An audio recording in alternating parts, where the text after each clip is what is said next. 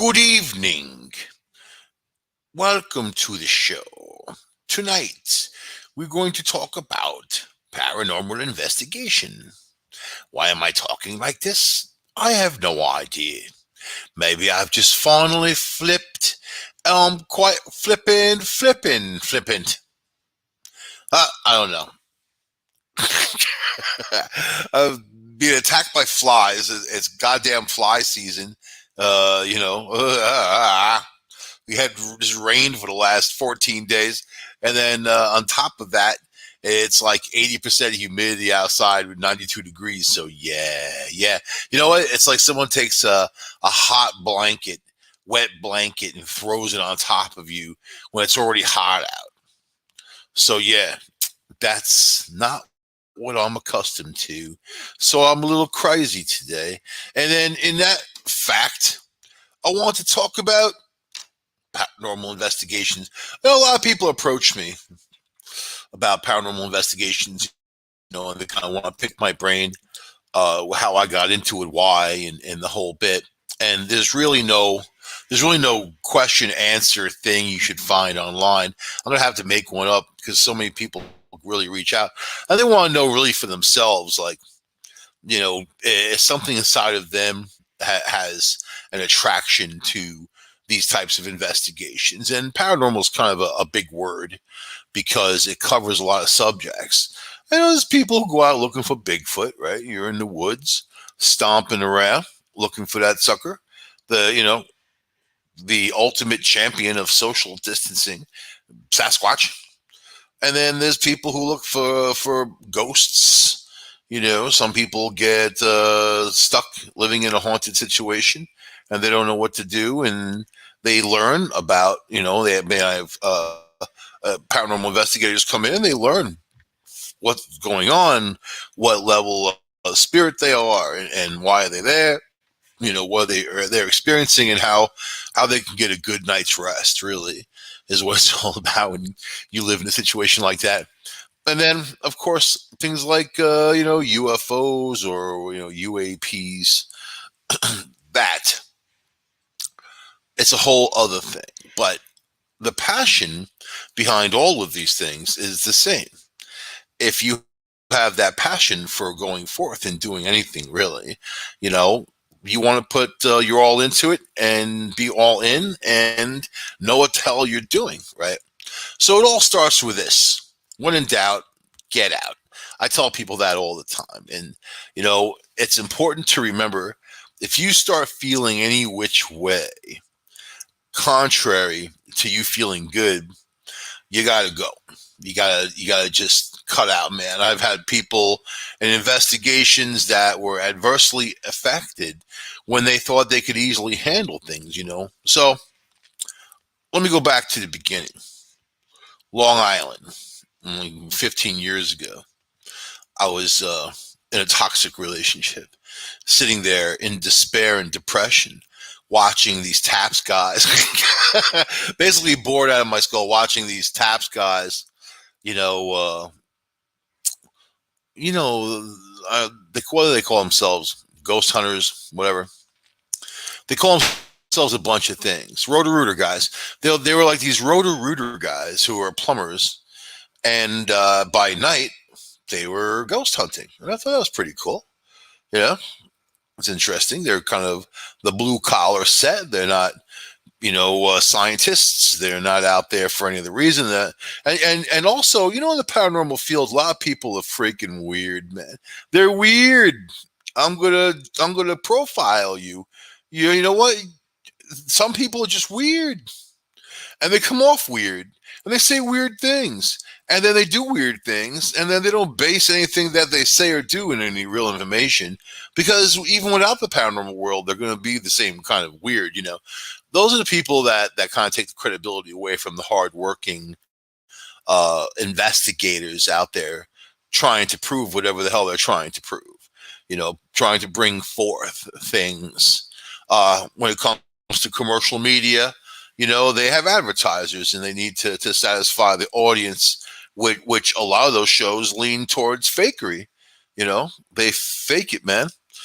And you can hear it. See, if you're a seasoned paranormal investigator, you already have experienced a bunch of things, and those are very real things.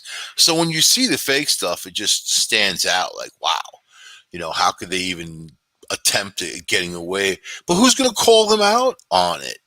And I get offended. Me personally, I had an experience today at Panera, right? And there was all right. So I pull into the drive-through. There's like four cars ahead of me. Well, all right, four cars. Maybe 8 minutes waiting on the drive-through. I can, and I hate waiting online. If you know me, you know that about me. So, but I'm like, okay. I go there, and I was just going for a goddamn drink because it was 93 degrees outside, whatever. All right, so I go there. I get up to the speaker finally. I order my drink, and then 25 minutes later, I'm still sitting next to that same speaker. So I roll my window down. I'm like, what is going on? How come things are slow? The girl's like, oh, we're short-staffed. They always say that every time it happens. Maybe they got a management problem, something like that. And you can't even drive away because they put this big, 12-inch curb next to you. So you're basically trapped. Basically, you got to be rescued. So the bottom line is, I didn't even get my drink. I waited all that time, but to spite them and myself, I drove away. And I was like, F you, like it was like, it wasn't like that, but it was, I'm not looking to darken their doorstep anytime soon. I feel offended by their what they do. It wasn't overly busy for them to have this long wait, have this long line, and not be able to manage people and also the time of even the people online. You don't want. So it was 35 minutes, by the way. 35 minutes of your life is gone waiting on some stupid, line with four people ahead of you. That's pretty pathetic. And I have a math, me personally, like, I drive a lot, across the country and whatever. So I use there's a certain coffee place, which I'm not going to mention, that I use as my base because they're basically consistently the same from coast to coast, and they're pretty decent moving their line through, right? So I go. So if there's more than like 7 people online, I pass it by because I know there's going to be another one a few miles down the road. It's not like they're rare to find these coffee places. Plus, it's also nice once in a while, to try the other coffee joints that are in other states that unfamiliar with, just to try it. But if coffee's the blood that pumps to your veins like mine, you want that consistent normal. And I also have my own coffee pot. I have a French press that I bring with me, so I have my own brew. You know what I mean? Anyway. But are you offended by that? I'm offended by that. Are you offended by if you're a serious investigator? I mean, I know some of you are. They're listening. When you, it's actually hard work. It's and it's a lot of dedication, a lot of time. It's not just walking through some empty building, calling out to something, or looking for UFOs in the sky, and that type of thing. Whatever the hell you're looking for. But we are all looking, which is interesting. Me personally, like me, my team, we get called into places that have issues, and then we help those people with those issues, and we don't charge. We document everything. A lot of data comes out of it, and it also takes a toll on you. It's a spiritual toll too, because once you build that bridge, that paranormal bridge, and you're communicating and things are happening, it takes a few days to get back to normal again, but it's an interesting feeling, and I've done, like, one time we did several investigations in a row, like daily, and then, they're all different, but it's all energy, right? You learn a lot. You learn a lot from your own feelings of what you start to experience when they are close by or trying to communicate with you, and not all of their intentions are good. There's some places that are pretty bad. So I don't get into the whole, I don't judge people and what they do in the paranormal world. Sometimes I do. Usually I don't. Sometimes I do. If they're, you know, if they're, people can be abused on both sides. You know what I mean? And used. And if some horrific thing happened at a location and those spirits are in torment, then you have people trying to cash in on that. It makes it difficult, I think, for to be a decent person in that situation. If you're trying to profit off of somebody else's misery, it's more important to move them on. It's not about okay, what this is, we're going to charge people to do investigations and have them come in. I've been in places like that. I went to this Valentine, and I met up with the curator of the museum. We went in there with one of our psychics, and we did our investigation, whatever. Got some really cool evidence, and but the story is like this is what the feeling that I got. I felt like the energy there was tired, like tired, and they just wanted to be left alone in peace and quiet. It wasn't like they were approaching people and saying, "Oh, this is, I'm going to cause this to happen or make you uneasy when you're in this room." The people there weren't having that kind of experience. It's a museum, so the TAPS guys went in there.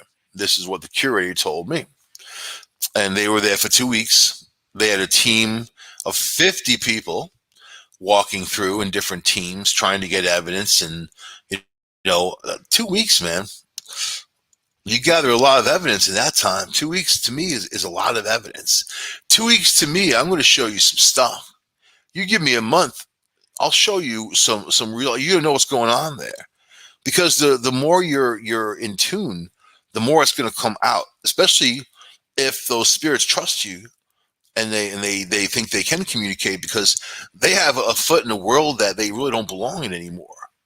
So some of them, yeah, you have some that come back and visit. They're here, they're gone, but then you have the earthbound ones who are stuck, right? Anyway, so we did this investigation. It took us, just a few hours, 4 or 5 hours, and some of that is just conversation time. And I was like, "What's this feeling I'm getting?" I was talking to Kira. I said, "I feel like, they're these spirits that just want to be done and left alone and out of respect, And you know what? That was the last time anyone was ever let in there for an investigation. They stopped doing those tours. They stopped having those people come in. I explained to her that not everybody who goes into situations like that have good intentions, number one. But number two, it's an exploitation on a level that really is hard to defend for the spirits there. So it's respect. So no matter what kind of paranormal investigator you are, respect is the most important thing when you go into a situation. And that respect will keep you safe. It'll keep you understanding of what you're dealing with, and like I said, when in doubt, get out. I mean, it depends on what you're used to, and also it depends on what you're looking for. So, but it's become a thing. Groups of people like to get together on my Discovery Paranormal Facebook page. Over 3,000 people on there. Many of them are groups from around the world, paranormal investigators from around the world that I love talking to. I mean, I've got a team that I talk to in Turkey, man. I mean, got people in India and just everywhere, all around Ireland, and England, Australia. Really cool to see their flair and how they conduct themselves, and also why they do it, what got them into it. So with me, like I said, I was watching TAPS, and I'm like, is this crap real? Is it not real? And I had some experiences when I was younger, paranormal experiences. I saw the apparition of a cat that my mom and my sister had just put down, a cat that we had for a long time. And it's interesting because he had a kind of a short tail, uh, and that was part of the apparition that I was seeing. The cat would be like, if I walk in the kitchen, he'd be sitting on top of the microwave, and I'd always say, "Get down." But so then it became to like if I came in, he would just jump down. I saw that, and then while my mom was feeding the other cats, we had two other cats. There was a meow coming from like under the kitchen table. She said she didn't even tell me that for a few months after I had my experiences. But when they went to put the cat down, I was outside, and then I saw this apparition run past me into the apartment, which was crazy, man. And I was questioning what I saw. Did I really see that? Or was it just kind of an illusion? But no sunlight was in my eyes, and it was daylight. But I also know what I felt, and feeling is a big part of it, right? Feeling is a huge part of it. So, but what got me into it was I just wanted to understand the afterlife, more so, and have just deep roots in that exploration, And there's only so far we can go as people until we go, So we can have a sense in it, but we shouldn't live in it. You still have to live your life. And I often say that my show, Discovery Paranormal, the videos that we do and all, it's not about death. It's about life and just how to live life, your daily, the things that you look for and try to achieve every day. So, but there are people who risk themselves. You go into these situations. We did this one place called the Roundhouse, right? It was the 99-year anniversary of this terrible train wreck, in Manchester, New York. So the train went down to a gully, killed about 30 people. Uh, there was a temporary morgue set up in a little store that was down the tracks. And then I wanted to go to this area called the Roundhouse, which is really like some giant 200,000 square foot building where they would turn the trains. So the trains would go in and, they turn them different directions. So that was the last place the train pulled in. And much of the time when it comes to these investigations, when people die all of a sudden like that, they're going to go back to that last place. Sometimes they're going to be lingering in the place they died at, but a lot of times they go back to that last place, So, but so it was pretty intense about that and all. And we went to the tracks. It was just about dusk, and then we hung out there for quite a while until it was night. And we got a little girl that kind of whispered to us as an EVP. There was three of us down there, but middle of nowhere, and it was nothing, no noise or anything. So then we went up to the Roundhouse, and the Roundhouse.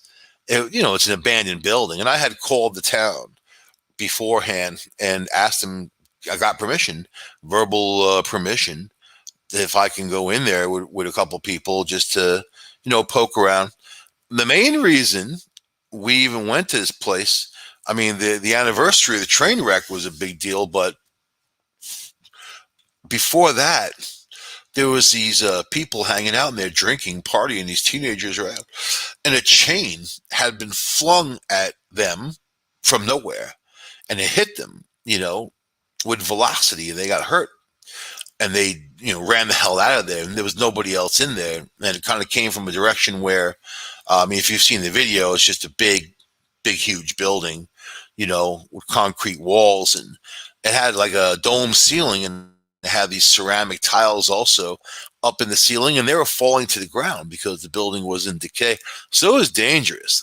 I mean, we were very careful, but you really, hard hats and things like that, you really need to wear in certain situations because you don't want to risk injury in these places at all. But I mean, that's one investigation where, people ask me if I was ever spooked, or scared. They were ever scared. Scared, no. Spooked only a couple of times. And when I say that, I mean like that's the energy you just feel that kind of amps up, that I don't know, you feel like you're kind of lighter than air type of energy. And in that Roundhouse, we were communicating with what we found there, these spirits, and then there was over a dozen of them And and I actually had the names of all the people who died on the train. I had gotten that information, from the chain throwing. It turned into an investigation of the area, turned into finding out about the train crash, turned into finding all the people's names and the history and the year. And also, when you're trying to communicate with people from then, you want to be able to hit on things that they're going to recognize, not just their names, but other things too, maybe their destination on the train, where they were headed, where they came from, what even what the weather was like that type of year or whatever, right? It's like that. You want to be able to connect. So at one point in the investigation, you could hear like people shuffling around us in the dirt on the floor. We were standing still, not even barely even breathing, like, not even making a noise. And then this little girl calls out to Tammy, like, "Mommy," just like that. And we were like, we just looked at each other. We all heard it. And we just looked at each other like, whoa, you know? And then she did her thing about crossing people over, and, you know, who knows if it worked or not. I mean, they actually condemned that place not long after that, deservedly so. I mean, people were going there hanging out, and, other people going in there doing investigations too. It wasn't just us. Of course, people look for situations like that because they're abandoned, because they're big, because it's a little spooky and that type of thing. But you should have some kind of an intent when you do this, and if you have that passion for it, you do have the intent. You don't want to just do it to do it, right? You can find any kind of hobby. It's not a hobby because you can bring things home with you too. And there are paranormal investigators who have gotten in big trouble. Then they have to seek out people who are far more legitimate to help them get rid of those things. So I respect the people that help others. And there's been some, serious cases over the years. Look at the Amityville Horror House. It's been on my mind lately for some reason. But and then I also know that the guy that killed the family there died in prison, back in March. So, that causes also activity, right? Because that's the place of his torment where he did his dirty deeds. You don't think that he's going to go right back there? You don't think that right now in that Amityville Horror House, there's some stuff going on, man? That type of energy. Because this is the thing. These are the things I've experienced, and multiple times, multiple occasions, in different situations, how energy moves around, especially bad energy. That low vibration. So, but I mean, I lived in that town for a time, and people talk about it, and they kind of say, "Hey, the Amityville Horror House. It's Amityville," and that's the direct. When you think of Amityville, you cannot think about the horror house. It's kind of what they've got. I know they're trying to get distance, which is ridiculous because it's part of the history. You can't turn a blind eye. It's something that happened, and also there was happenings after the fact. And then there's all this. It is the early days of investigation. There weren't a lot of people that really put a lot of stock into it because they didn't believe it. They couldn't wrap their minds around it. You didn't have the Taps guys. You didn't have Zach, on the Ghost Adventures showing his buttocks to ghosts. You didn't you didn't have all of these shows. I mean, there's dozens of them. People were a lot more closed-minded, not lot, not into accepting. So, of course, they're going to cry foul, or they're going to say it's not real or whatever. But they don't get it. They don't get it. They don't get it. They're not supposed to get it. If you're that type of person that goes out there and helps others, the last thing you're going to be concerned with is people who are ignorant. And then you want to go forward. And, I could show you all the evidence you've ever want to see all day long. Pictures of ghosts. And I could, show you video. I could show you all, listen to, EVPs and all the other stuff, and not just some little blip or a blurb or a nothing. I'm not going to show you a bunch of orbs of bugs or dust and claim it's going to be thousands of entities. I've seen this on television. I've seen it on television. I've seen these people that had, I don't know, they had this night vision camera going, right? And if you know anything about dust, you know that it refracts the light, even even using I mean the infrared light and that type of thing. So bugs too, moths. It's funny. You ever have a conversation with someone who's convinced that there's a spirit that they've captured, but it's really a moth, and you show them 100 pictures of moths, and then they don't believe it still, and they still want to say it's a spirit, and you say, oh, okay, whatever you want to believe, whatever you want to believe. I'm ready to believe you. That's all I'm saying. That's all I'm saying. But not about moths. And this comes from trial and error. This comes from years of investigations. And right away, you realize what the hell dust is and bugs or raindrops, that type of thing. Are there orbs of light? Of course there are. Is there orbs? Oh, got one video of this orb of walking down a hall. It looked like it was walking. This orb of light coming down a hall and stops to turn into a room. Before it turns into the room, it turns into a female face, like looking right at the camera. And you know what's creepy? When this is a creepy thing, when they look right at you, like right at you, they look in, your camera, they're looking directly at you, basically, right? That's intelligent, and that's when you know that there's something there that's independent of any kind of residual energy, any kind of replay in time, any kind of thing like that, right?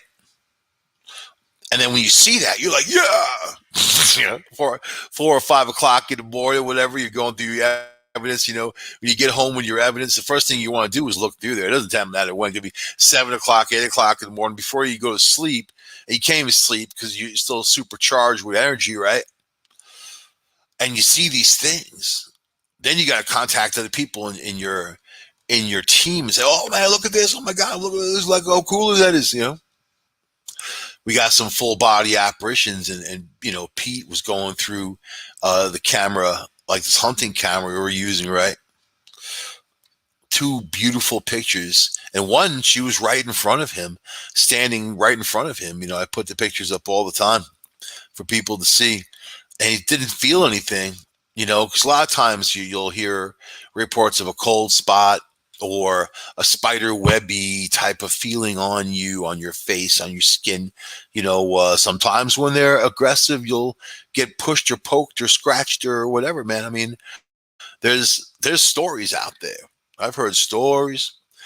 And so, I mean, but the famous places, this is the problem in a nutshell, literally.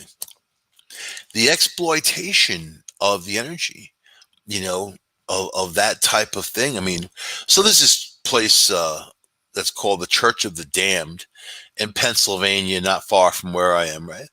And there are teams who have gone in there. They ask the guy who owns the property before they go in. He says yes, usually. And the problem is, though, like, and this place is definitely active. Some crazy stuff goes in there. And my friend Denny went in there with his team, and 2 of his teammates became like possessed, and they wanted to kill him.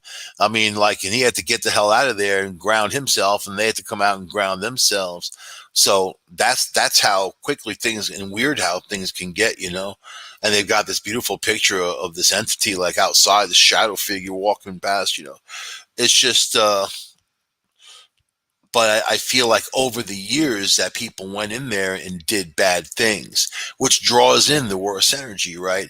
So, it's not Disneyland. You're not going to have, okay, I'm going to get some cotton candy and go for a ride and whatever. No, man, you're walking into a situation that, one, if you're a novice, you're not used to. You got to be able to protect yourself before you walk in, after you leave, while you're there, the whole bit. So Condé Nast Travelers, Condé Nast is a publication, travel rag, right? That's what they do. I like Condé Nast. I can handle it. They have a list of the 30 most famous haunted places in the U.S. So obviously, it's a thing with people that they want to stay in haunted hotels. They want to have that haunted experience, you know, because they're curious, right? They're curious. But is this something to be curious about? When it comes to people who aren't ready for this type of thing, we tell them don't get involved. Don't use Ouija boards. Stay away from any kind of divination device because that'll bring you down the path of misery. Maybe worse, right? So, but look at Stanley Hotel in Estes Park, Colorado. I was out there last September, and I'll soon be out there again. They're booked solid now, man. You can't even get into the place, because it's a beautiful, beautiful hotel, beautiful place, beautiful mountains. But I'll read this to you. The Stanley Hotel, stately Georgian architecture and world-renowned whiskey bar have lured travelers to Estes Park since the hotel opened in 1909. But the Stanley reached new levels of fame after inspiring Stephen King, his fictional Overlook Hotel from The Shining. That eerie association aside, many other ghost sightings and mysterious piano music has been connected to the hotel. The Stanley leans into its reputation quite cleverly, offering nightly ghost tours and psychic consultations from the in-house Madame Vera. So they're cashing in on it. They're making their money because it's a thing. But should they be? I know people who have haunted B&Bs, but these are B&Bs that happen to be haunted. They do hawk them as haunted B&Bs, but are they really? Especially there's one, that my friend owns, and there was a serial killer in there. I mean, it's not exactly the energy you want to encounter. I mean, his own daughter and two of her friends, and they were college age, ran out of there at 2 o'clock in the morning because of something that happened to them on the third floor, where a headless body was found that belonged to the cook, who had a fight with the butler, and then one killed the other. Just that type of energy in that house, right? And they never went back there again. So it's not for nothing. They didn't run out of there for nothing. And we had a psychic run out of there multiple times because she was being attacked by the occupant that, the killer who is still there. All right. Eastern State Penitentiary. You've seen people go there. The ghost hunter guys have went there and all that. It's in Philadelphia. So the castle-like Eastern State Penitentiary took solitary confinement to new levels when it was built in 1829. Prisoners lived alone, exercised alone, and ate alone. That's kind of like my life right now. When an inmate left his cell, a guard would cover his head with a hood so he couldn't see or be seen. The prison had to, that sounds like my relationship. That was my life recently. It all leads back to me.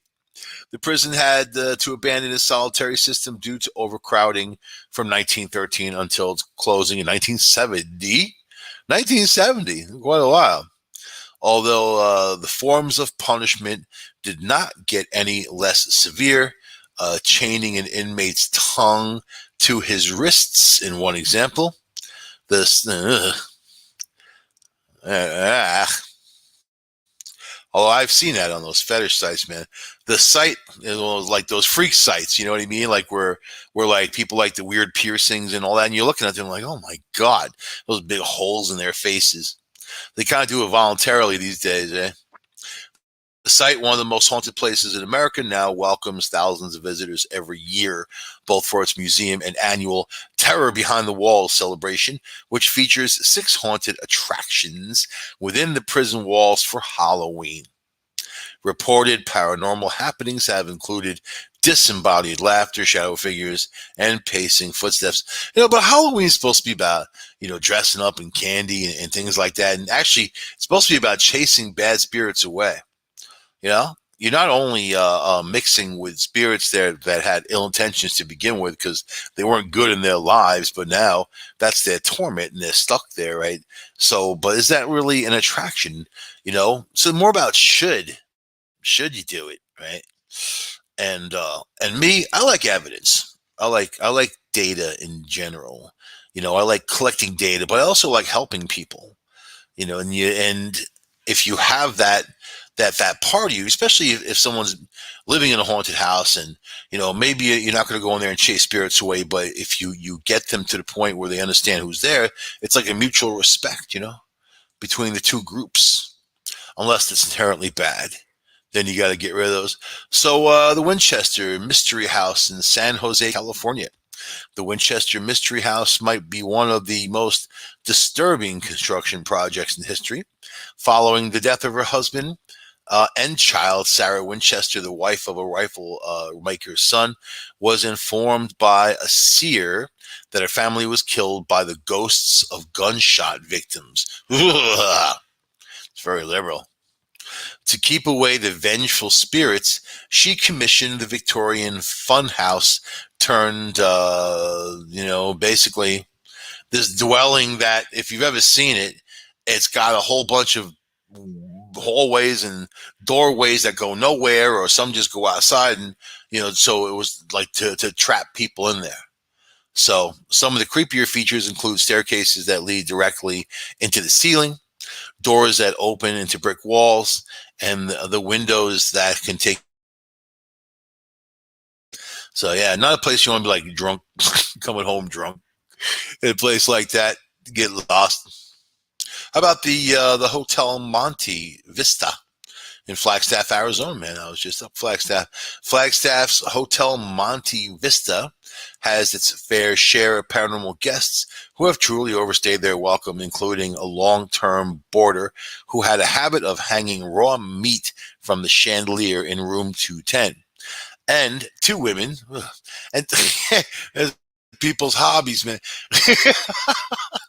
had to dry out some meat, and two women who were thrown from the third floor and now attempt to asphyxiate male guests in their sleep, right?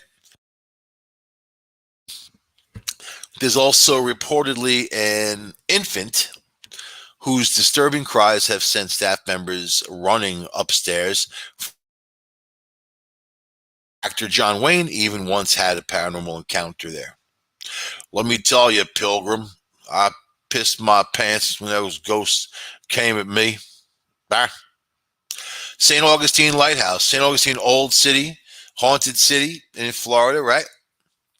The St. Augustine Lighthouse is visited by nearly 225,000 people annually, but it is just well known basically for otherworldly visitors. Several tragic events occurred at the now historic site that has contributed to the alleged paranormal activity. One of the first, when the lighthouse keeper fell to his death while painting the tower. His ghost has since been spotted watching over the grounds. Another event was the horrific death of three young girls who drowned when the cart they were playing in broke and fell into the ocean. Very sad. Today, visitors claim to hear the sounds of children playing and around the lighthouse. A lot of people kind of take it as a given that lighthouses are haunted because people do die in lighthouses, and even the old lighthouse keepers, when they die of old age, that's the only thing that they know, and it's an important job to them. It's a safety job, man. Whenever you kind of work in any type of industry where you're concerned with people's safety, it becomes a whole different thing. It's a mission, So a lot of people go into haunted into lighthouses thinking they're haunted. Yeah, is everyone haunted? Probably not. Safe to say, it's hit and miss, just like anything, right? But definitely interesting energy in those places, especially the older the better. How about the Pine Barrens in New Jersey? Ooh, the heavily forested Pine Barrens spans over 1 million acres and 7 counties in New Jersey. You wouldn't think that Jersey has a lot of trees, right? Because when you hear about New Jersey, it's always the industrial areas. The same thing if I tell people I'm from New York, they immediately think New York City. It's just the first thing that pops in their mind. But yet, if you're from upstate New York, or even if you're from Long Island, it's a whole different animal, right? So the area of the Pine Barrens thrived during the colonial period, host to sawmills, paper mills, and other industries. people eventually abandoned the mills and surrounding villages when coal was discovered to the west in Pennsylvania, leaving behind ghost towns. Some say a few supernatural wanderers still hanging around. The most popular Pine Barrens legend is, without a doubt, the Jersey Devil, right? So, according to legend, the creature was born in 1735 to Deborah Leeds, her 13th child, with leathery wings, a goat's head, and hooves. It flew up the Leeds chimney into the barrens, where it had reportedly been killing livestock and creeping out South Jersey residents ever since. What do you think of that? You think that that type of stuff exists, man? I mean, there's a lot of people who said they've seen it, they've heard it, or, I like this, the hunting cam vids, just people putting out their hunting cam, trying to get whatever they're looking for, they're mainly hunters looking for whatever, and you see some interesting stuff, and a lot of them are fake, yeah, you know, but some of them aren't, and you can kind of just get the feel for what is and what isn't. So, but I think that the one with Chewbacca from Star Wars, that was kind of funny, but it really comes down to the feeling, how you feel when you have these experiences, right? How about the House of the Seven Gables? My mom had an experience in the House of the Seven Gables. We were going up through the secret passageway, which is in the fireplace, and it goes up to a secret room upstairs where they used to have these meetings, right? And I don't think they allow people through that fireplace anymore, because of deterioration or whatever. This is back, I was a young child in like the mid 70s, So, but she was just never right after coming out of there. She said that like she had a panic attack that in that room and in that hallway, well, that the staircase. So really crazy. But anyway, House of the Seven Gables. Let's see, Salem. All right. I'll try to get past all the. Aside from its yet spooky facade, the house is surrounded by tales of paranormal activity and ghost sightings, all based on personal experiences of staff. But I mean, it's got a lot of history too, of witches and people hiding and things like that. So, Gettysburg. I'm looking at Gettysburg now, man. I mean, pretty cool place to check out. Right now, there's a lot of reenactments. So my aim is to go down there when the reenactments are over, basically, and people go home. So it quiets down. But I think that kind of stirs up the activity and provokes the activity. So better ability to connect when something like that's happening, right? So the Battle of Gettysburg was one of the bloodiest in American history, with somewhere around 50,000 young men dying in the 3-day conflict. Many of the soldiers never received a proper burial after their untimely deaths, and many believe the souls are men who now wander the field to look for their weapons and comrades. And man, people have gotten some really good photos there that just novices, not even paranormal people, just people who who are taking pictures, just like, hey, let me snap a pic and see what this deal is, right? So interesting. I like it. And I have a list of the 10 most haunted places, most active, we'll say, in Gettysburg. So looking forward to just kind of cruising around and taking my time and, getting some pictures and whatever. You never know. You call out to people. You never know.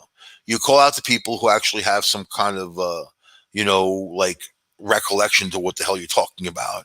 And the Civil War was a very difficult time in American history, but just for people, not just governments or whatever. I'm talking about just people. It was brother against brother.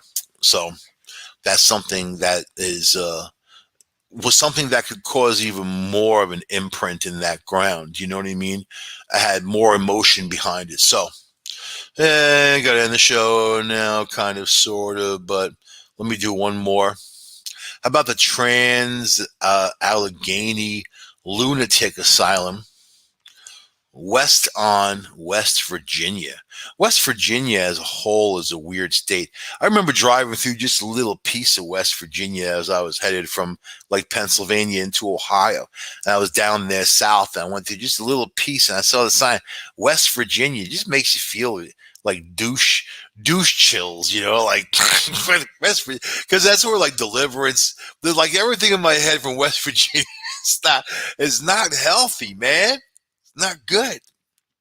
So the Trans Allegheny, I think I'm saying it right, Lunatic Asylum opened its doors to patients back in 1864 and also in the 1950s. The West Virginia facility reached its peak at that time, housing more than 2,400 patients, even though it was designated to only hold 250. So right away, you can see that it's going to be a little overcrowding, a lot of overcrowding of people who are nuts and criminally insane and whatever. Some people weren't nuts and they just got sent there anyway, right? So the severe overcrowding led to inhumane conditions like lack of heat and convalescents kept in cages, and patients started acting increasingly violent, from starting fires to attacking staff members. The asylum finally closed in 1994. 1994, man, that stuff went on for how long? Oh man, 1864 to 1994. But the souls of some patients are said to linger. Yeah, no doubt. Ghost tours are available. Souvenirs of haunted objects at the gift shop for you. Try the haunted custard in a commissary. For those wishing to see how some of the patients lived and died within the cramped halls, you can pay a fee and get inside. Get inside. I gotta end the show. So you know what? You can go through your own lists, man. They all have them. All these travel agencies and all these agencies, publications, whatever. It's an industry now. Haunted is a very big deal, but beware, because it's not just going checking something out and walking away. It's something way more than that. And if there are people who bring stuff home with them, and there's energy that can affect you, especially the weak minded. I wouldn't suggest any of that low brow stuff, because there are people that are highly suggestible, you know, and easily manipulated. So you don't think that that Theo there, who killed his family, you don't think that he was manipulated by something that was already there? Yeah, he killed his family. Yeah, those energies are there, but yeah, there was something else there too, and it's more tied to the land. If you know, I mean, I know that area intimately, and I know about the Merrick Indians. I know about the Dutch and the stuff that was going on, but that particular plot of land, there was things that went on that should have never went on, and it just so one energy can kind of feed into the other, man, and then becomes like a wildfire.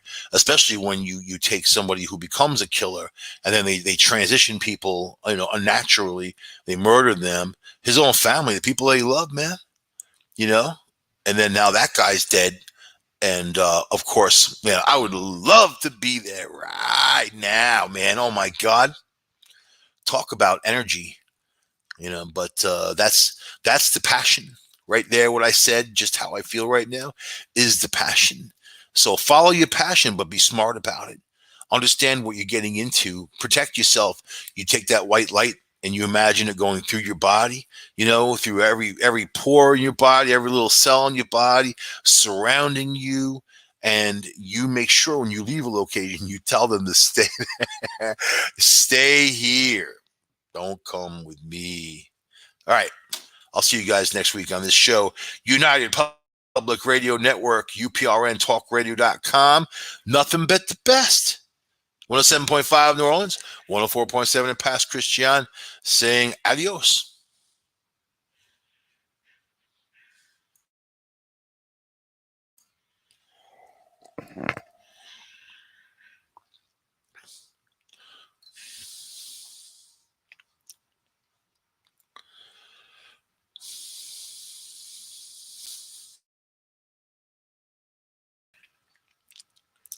Hello.